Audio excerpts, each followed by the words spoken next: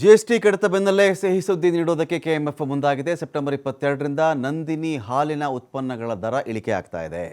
ಇಲ್ಲಿ ಮೊಸರಿಗೆ ಇದಕ್ಕೆಲ್ಲ ಅವಾಗೆಲ್ಲ ಜಿಎಸ್ಟಿ ಹಾಕಿಬಿಟ್ಟಿದ್ರಲ್ಲ, ಅದನ್ನ ಇವಾಗ ಕಟ್ ಮಾಡಿದ್ದಾರಲ್ಲ, ಇದರ ಲಾಭ ಜನಗಳಿಗೆ ಸಿಗುತ್ತೆ. ಸಹಜವಾಗಿಯೇ -12ರಿಂದ -5ಕ್ಕೆ ಜಿಎಸ್ಟಿನ ಕೇಂದ್ರ ಸರ್ಕಾರ ಇಳಿಸಿತು. ಹೀಗಾಗಿ ಪರಿಷ್ಕೃತ ದರ ಪಟ್ಟಿ ಬಿಡುಗಡೆಯನ್ನು ಮಾಡಿರುವುದು ಕೆಎಂಎಫ್. ಯಥಾವತ್ತಾಗಿ ಮುಂದುವರಿಯಲಿದೆ ಹಾಲು ಮೊಸರಿನ ದರ.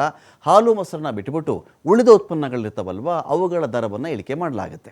ನಂದಿನಿ ಉತ್ಪನ್ನಗಳ ದರ ನಾವು ಚೆಕ್ ಮಾಡ್ಕೊಂಡು ಹೋದಾಗ ಬಹಳ ಇಂಟ್ರೆಸ್ಟಿಂಗ್ ಇದೆ. ಇಲ್ಲಿ ನಂದಿನಿ ಉತ್ಪನ್ನಗಳಿಗೆ ಸಾಕಷ್ಟು ಬೆಲೆಯನ್ನು, ಹಾಲು ಮೊಸರನ್ನ ಬಿಟ್ಟುಬಿಟ್ಟು ಬೇರೆ ಅನೇಕ ಪದಾರ್ಥಗಳಿಗೆ ಇಲ್ಲಿ ದರ ಇಳಿಕೆ ಆಗ್ತಾ ಇದೆ. ಇದರ ಲಾಭ ಜನಗಳಿಗೆ ಸಿಗುತ್ತೆ.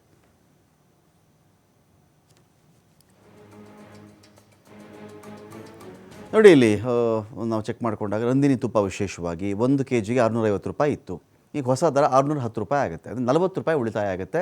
ನಂದಿನಿ ತುಪ್ಪವನ್ನು ಕೊಂಡುಕೊಂಡಾಗ GST ಎಲ್ಲ ಇಳಿದ ಮೇಲೆ ಆ ಸ್ಲ್ಯಾಬನ್ನು 12ರಿಂದ 5ಕ್ಕೆ ಇಳಿಸಿದ್ರಲ್ಲ, ಹಾಗಾಗಿ ಅಲ್ಲಿ 7% ಉಳಿತಾಯವಾಗುತ್ತಲ್ಲ, ಅದನ್ನು ಇಲ್ಲಿ ಗ್ರಾಹಕರಿಗೆ ವರ್ಗಾವಣೆ ಮಾಡ್ತಾ ಇರೋದು. ಆ ಒಂದು GST ದರ ಇಳಿಕೆಯ ಲಾಭವನ್ನು ಜನಗಳಿಗೆ ಇಲ್ಲಿ ವರ್ಗಾಯಿಸ್ತಾ ಇರೋದು. ಇನ್ನೊಂದು ಕಡೆ ಬೆಣ್ಣೆ, ಅರ್ಧ kg ಬೆಣ್ಣೆ 305 ರೂಪಾಯಿ ಇತ್ತು, ಈಗ 286 ರೂಪಾಯಿಗೆ ಸಿಗುತ್ತೆ. ಪ್ಯಾಕ್ ಸೈಜ್ ಇದು. ಈಗ 286 ರೂಪಾಯಿಗೆ ಅದು ಸಿಗ್ತಾ ಇದೆ. 305 ರೂಪಾಯಿಂದ 286ಕ್ಕೆ ಅದು ಇಳಿದಿರೋದು. ಅದೇ ರೀತಿಯಲ್ಲಿ ಪನ್ನೀರ್ ಪ್ಯಾಕ್ ಸೈಜ್ 1 kgಗೆ 425 ರೂಪಾಯಿ ಇತ್ತು, 408 ರೂಪಾಯಿ ಆಗ್ತಾ ಇದೆ. ಈಗ ಅದು 408 ರೂಪಾಯಿ, ಒಂದು 17 ರೂಪಾಯಿ ಅಲ್ಲಿ ಸೇವ್ ಆಗಬಹುದು ಅಂತ.